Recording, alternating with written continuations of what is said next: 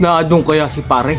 Pero kung tinatamad na pumunta doon. Nakaw, baka na doon yung spooky ng dollar. Ay, nakaw.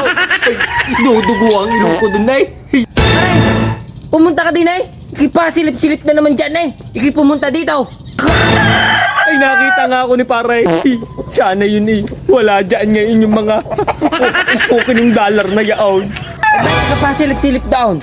At di ka dumiretso din sa bahay. Nakakamiss ka na Hindi ka pare, alam mo naman, mahina ako sa English. Nakaw, pag nakausap ko yung mga bayaw saka yung pamangkin dudugo ang ilong ko din Alam mo, mahina ako sa English.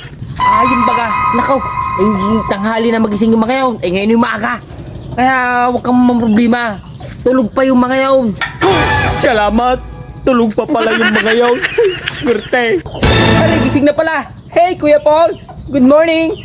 Pare, gising na pala. Kayo uwi na. Nakaw. Dudugo ilaw.